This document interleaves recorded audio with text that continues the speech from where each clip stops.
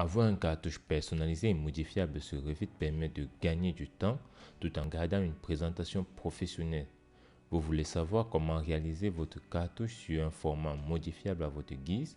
Alors restez jusqu'à la fin de cette vidéo.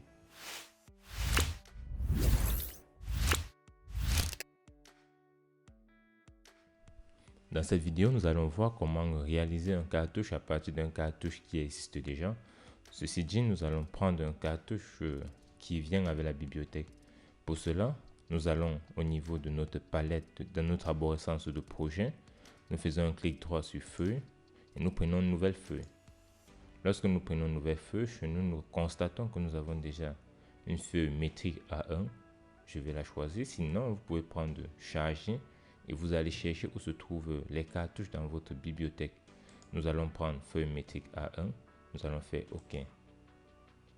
Lorsque nous faisons OK, nous nous rendons compte que voici une feuille qui vient avec un logiciel dans la bibliothèque fournie par Autodesk. Si nous venons à ce niveau, nous voyons que nous n'avons que métrique A1. Or, l'objectif pour nous, c'est d'avoir un cartouche d'avoir une feuille qui garde notre cartouche fixe et dont les dimensions peuvent être modifiables. Alors, nous allons double-cliquer déjà sur notre cartouche. Nous allons dans l'espace de modification du cartouche. Ce que nous allons faire au préalable, c'est de sélectionner tous les éléments qui se trouvent à ce niveau. Ensuite, nous allons les déplacer en faisant Move. En faisant Move, MV, c'est le raccourci pour déplacer. Je déplace, je mets de côté. Ensuite, je sélectionne tous les autres équipements. On fait toujours déplacer. On peut mettre par exemple à ce niveau. Nous allons aussi déplacer notre numéro. Je ne vous conseillerais pas de supprimer ceci si vous êtes débutant dans Revit. Si vous ne connaissez pas la gestion des paramètres des libellés, je vous conseillerais de laisser ça de côté car nous allons l'utiliser après. Une fois que nous avons terminé avec cela, nous allons maintenant paramétrer notre cartouche.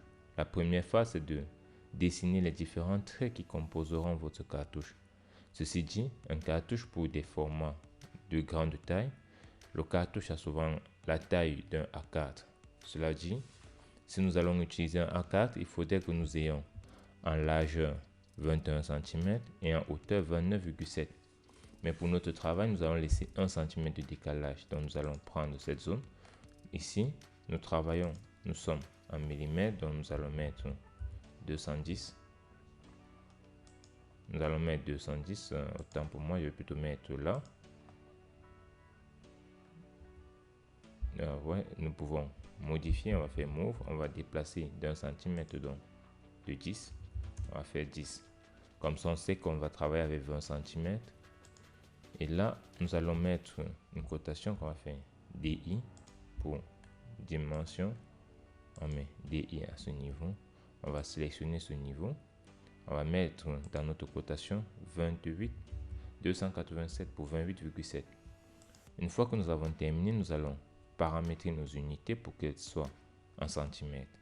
On fait UN pour accéder à la palette des unités. Ensuite, nous venons changer notre unité. On va mettre le centimètre avec une décimale. On fait OK. Et on valide. On voit que nous avons 28,7. Nous allons déjà supprimer tout ce qui se trouve à l'intérieur de nos traits. Là, par exemple, nous allons supprimer aussi ce trait. Nous avons, à ce niveau maintenant, nous avons déjà notre cadre de présentation. On va encore faire DI pour se rassurer. Voilà. Nous avons notre cadre de présentation qui est au format A4. La deuxième étape, c'est de faire les lignes à l'intérieur pour représenter comment est-ce que notre format sera présenté à la fin. Pour créer les lignes, vous avez deux options. Soit vous allez dans Créer et vous utilisez Ligne, ou alors vous utilisez le raccourci clavier LI qui produira la même chose. Là, nous créons différentes lignes et il faudrait se rassurer que les lignes que nous créons soient dans la sous-catégorie ligne fine. Ainsi, nous allons continuer à créer les différentes lignes. Lorsque nous avons terminé de faire le tracé de notre cartouche pour la présentation, nous pouvons maintenant disposer nos différents éléments, nos différents libellés. Par exemple, le nom du client, moi je vais mettre nom du client. à ce niveau. Ensuite, je vais étendre dans toute ma zone destinée au nom du client. Avec les touches de direction de votre clavier, vous pouvez paramétrer la zone d'écriture. On va par exemple mettre là, nom du client. Une fois que j'ai mis nom du client à ce niveau, je vais par exemple prendre le nom de la feuille. Nom de la feuille, je vais disposer nom de la feuille tout juste en bas. Et au lieu de faire pour que ce soit centré, puisque ça me cause des problèmes, là je vais plutôt prendre alignement horizontal à gauche. Ainsi, je pourrais tirer à ce niveau. Ensuite, tirer là. Et là, je reviens, je mets au centre. Lorsque nous avons terminé avec la disposition de tous nos éléments, nous pouvons maintenant sélectionner parmi les éléments que nous avons retirés ceux qui vont nous intéresser. Par exemple, si nous voulons parler du numéro du projet, comme c'est le cas ici, nous allons par exemple, ça c'est le texte qui est choisi. Nous allons déplacer le texte, nous sélectionnons le libellé. Dans le libellé, nous pouvons venir dans modifier qui se trouve dans la palette de propriétés. On regarde à modifier, on voit que le paramètre qui est choisi, c'est le numéro du projet. On fait valider. Ensuite, on sélectionne le numéro du projet.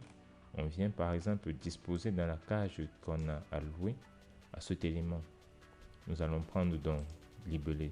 On va prendre comme texte 3 pour ne pas avoir trop d'espace. Ou nous allons par exemple prendre 4 en faisant dupliquer le texte. On va prendre 4. Ensuite, on va changer l'apparence de l'arrière-plan. Ceinture gothique. Et là, on va mettre comme taille du texte 4. On valide, on fait OK. Ensuite, nous allons placer notre texte dans son emplacement. Nous disposons. Lorsque nous avons terminé, on va toujours centrer. Le numéro du projet est centré. Nous regardons s'il y a un autre élément qui pourra nous intéresser. Nous voyons par exemple que nous avons l'échelle. Nous venons dans le libellé pour nous rassurer et nous constatons que c'est l'échelle. On prend l'échelle, on met à ce niveau et on attribue. Là, pour l'échelle, nous allons prendre toujours 4 cm et là, nous allons disposer. On va centrer. Une fois que nous avons centré notre échelle, nous avons une note pour tout élément supplémentaire à disposer. Nous prenons ce nouveau libellé et nous vérifions ce que c'est. C'est le numéro de la feuille. Pour le numéro de la feuille, nous avons effectivement dans notre cartouche une zone allouée à cela. Nous prenons le numéro de la feuille, nous mettons. Mais archive 21, c'est juste un exemple. Quand vous prenez le numéro de la feuille, vous allez voir dans exemple de valeur, vous avez archi 2001. Si je supprime par exemple, je laisse juste 2001, j'ai là la dimension avec laquelle elle va apparaître. Ensuite, je vais disposer de cette manière. Et là, je mets dans nos différents éléments.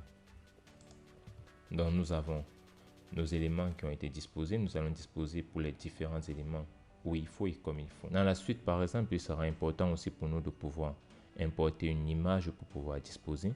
Et pour importer une image, par exemple le logo de votre entreprise, vous venez juste dans Insérer et vous aurez Insérer image. Dans Insérer image, vous allez sélectionner où se situe l'image que vous voulez disposer et comment vous voulez le faire.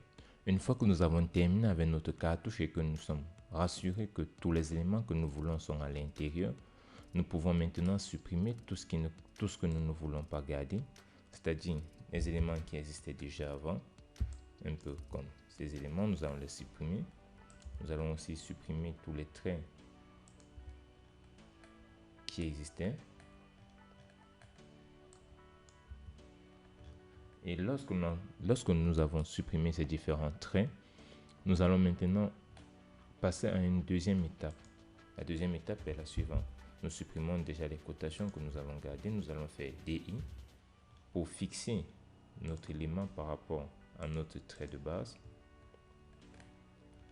Ensuite, non, avant cela, nous allons d'abord commencer par faire un groupe. Nous allons sélectionner toute notre cartouche. Nous sélectionnons tout notre cartouche et ensuite nous venons faire groupe. On clique sur ce point ou bien nous utilisons le raccourci clavier GP pour groupe.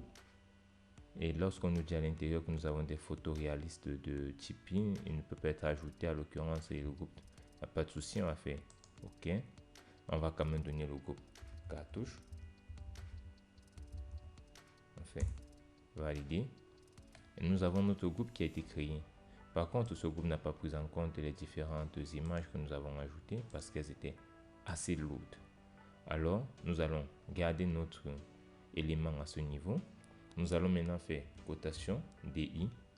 Nous allons prendre ce trait avec celui-ci que nous affichons. Ensuite, nous prenons le bas. Nous disposons.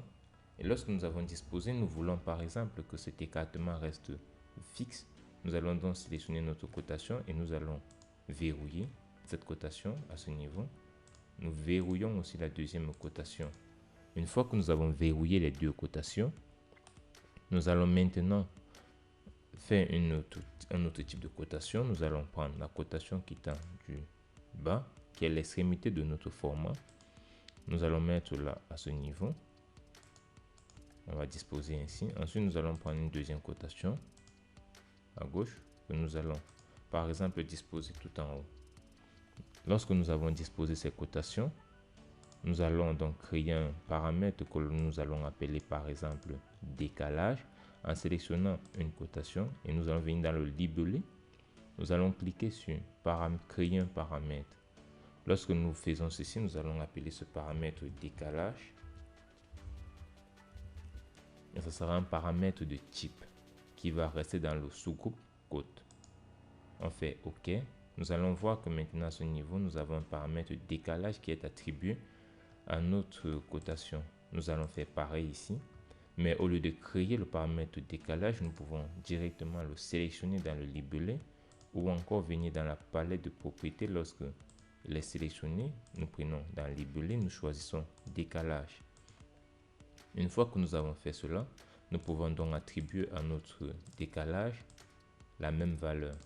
Donc ceci dit, si je prends décalage et que je sélectionne, je fais là par exemple 0,7.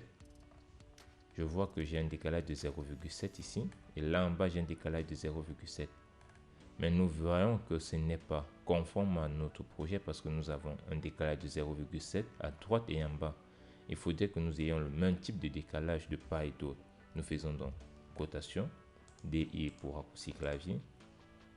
Ensuite, nous faisons donc cette cotation et nous allons maintenant appliquer le paramètre décalage à toutes nos cotations. On maintient CTRL pour sélectionner les deux types de cotations. Ensuite, nous appliquons le libellé décalage. Lorsque nous faisons décalage, nous avons notre cotation qui s'est créée. Maintenant que nous avons terminé avec notre cotation, nous allons maintenant paramétrer notre cartouche finale. On va faire DI encore. On va maintenant à ce niveau prendre la limite de notre format. Nous prenons les différentes limites de notre format. Lorsque nous avons pris les limites de notre format, nous fixons. Ensuite, nous allons prendre là la largeur et nous avons la hauteur. On va déjà définir un type pour notre largeur. On fait ajouter un paramètre. Nous allons l'appeler largeur. On fait valider. Ensuite, nous allons appeler à ce niveau hauteur.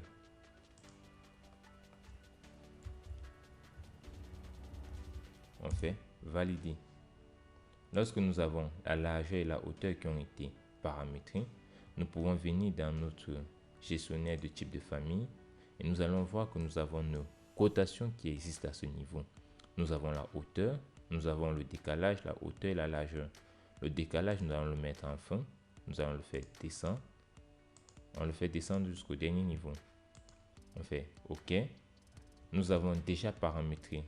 Ce qu'il nous reste à faire, c'est de créer maintenant les différents types de formats que nous voulons utiliser. Nous revenons toujours dans la famille. Et lorsque nous sommes dans notre famille, par exemple, nous allons cliquer sur Nouveau. Nous cliquons sur Nouveau. Nous allons, par exemple, appeler ça du A0. On fait Valider. Ensuite, on fait du A1. On valide. Ensuite, on fait du A2 et du A3. On fait OK. Dans le A3, on va prendre comme hauteur. Pour notre A3, nous allons prendre comme hauteur 29,7. 29,7 comme largeur. On va venir prendre la largeur 42 cm. On fait OK. On va partir prendre le A2. On sélectionne A2. On va prendre pour la hauteur du A2 42 cm et largeur 59,4.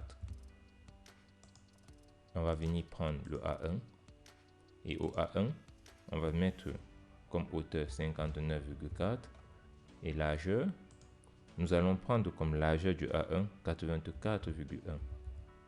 On valide.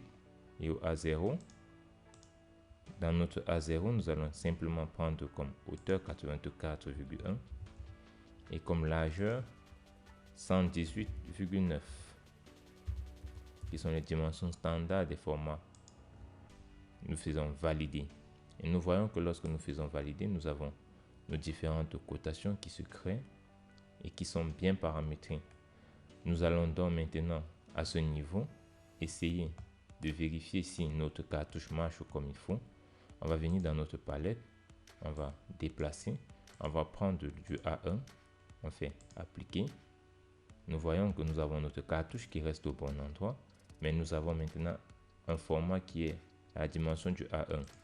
Nous prenons du A2, appliquer. Nous avons un A2. Nous prenons du A3, on fait appliquer. Nous avons du A3. Alors nous allons rester dans un format A0. Nous prenons le format A0 et nous faisons valider, on fait OK. Maintenant nous enregistrons dans notre projet. On peut enregistrer notre cartouche, on fait enregistrer. Et on va enregistrer ça par exemple sur l'ordinateur, sur notre bureau. On va l'appeler cartouche.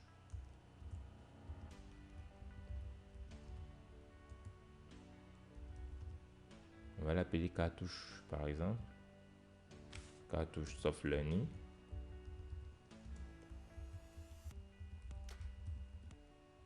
On fait valider. Une fois que nous avons terminé, nous pouvons maintenant le réintégrer en projet. À présent, nous allons utiliser notre cartouche dans un projet réel. Nous allons venir dans Feuille, nous faisons clic droit, Nouvelle feuille. Ensuite, nous pouvons charger notre cartouche. En faisant dans Charger, nous allons aller à l'emplacement. Pour nous, c'était sur le bureau. Nous prenons directement cartouche, on fait Ouvrir. On va sélectionner notre cartouche, on va faire Ouvrir. Et nous allons sélectionner par exemple là le A1. On fait A1 et lorsque nous accédons à notre cartouche, nous allons maintenant disposer nos plans sur notre cartouche. Nous allons par exemple prendre le plan du RE+2 que nous disposons. Nous disposons notre plan du RE+2 et nous constatons que notre plan, si nous le sélectionnons, nous allons dire sans titre par exemple. Nous constatons que notre plan est plus grand que le format que nous allons utiliser. Nous sélectionnons notre format. Ensuite, nous allons cliquer sur la palette de propriétés. Nous sélectionnons le A0. Et nous voyons que nous avons un format en A0 qui est plutôt propre. Nous allons donc disposer notre plan ici à ce niveau. Nous pouvons aussi introduire le plan de l'impact des tâches directement que nous prenons, nous venons disposer sur notre projet. Nous disposons sur notre projet, nous avons nos différents plans qui apparaissent. À ce niveau par exemple, nous pouvons encore faire mieux, c'est que si nous trouvons que notre plan A0 est très grand et que nous voulons avoir un plan intermédiaire, nous pouvons faire modifier le type. On peut dupliquer, appeler ça par exemple du A1 personnalisé, A1 perso, et nous mettons les dimensions que nous voulons à ce niveau. Nous allons prendre comme hauteur par exemple 0,70 et comme largeur 1 mètre par exemple. On fait OK. Et nous voyons que nous avons notre cartouche qui reste toujours à l'emplacement désigné avec les dimensions correctes. et c'est à nous de pouvoir les modifier. Si vous avez aimé la vidéo, n'hésitez pas à liker, à partager, à vous abonner sur notre chaîne. Et vous pouvez nous soutenir via la plateforme Tipeee, dont le lien se trouve dans la description. Dites-nous aussi en commentaire quelles sont les astuces que vous utilisez pour pouvoir paramétrer vos cartouches. Nous vous donnons rendez-vous dans une prochaine vidéo.